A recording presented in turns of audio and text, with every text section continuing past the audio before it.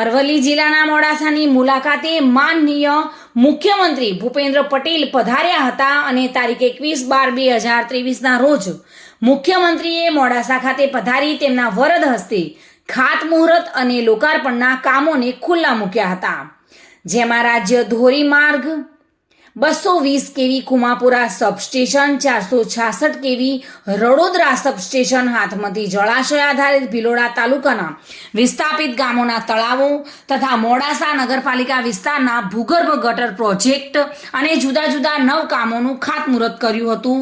ઉત્તર ગુજરાત વીજ company limited હેઠળ અરવલ્લી જિલ્લામાં વીજ માળખાકીય સુવિધાઓના 8 વિકાસ માટે, વીજ નુકસાન ઘટાડવા અને આધુનિકરણ અપનાવવા માટે RDSS સ્કીમની કામોનું ખાતમુહૂર્ત કર્યું હતું તથા ઉત્તર ગુજરાત વીજ કંપની લિમિટેડની ધનસુરા પેટા વિભાગીય કચેરીના નવા મકાનનું લોકાર્પણ કર્યું હતું. અરવલ્લી જિલ્લામાં નવનિર્મિત 12 આંગણવાડી કેન્દ્રોનું પણ લોકાર્પણ કરવામાં આવ્યું હતું.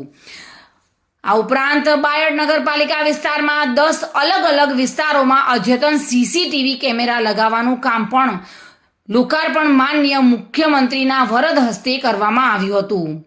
આજે મોડાસા ખાતે પધારીને માનનીય મુખ્યમંત્રી ભૂપેન્દ્ર પટેલે અનેક એવા કામોને ખુલ્લા મૂક્યા હતા, જેમાં તેઓના વરદ હસ્તે ખાતમુહૂર્ત અને લોકાર્પણ જેવા કાર્યને આજે કરવામાં આવ્યા હતા.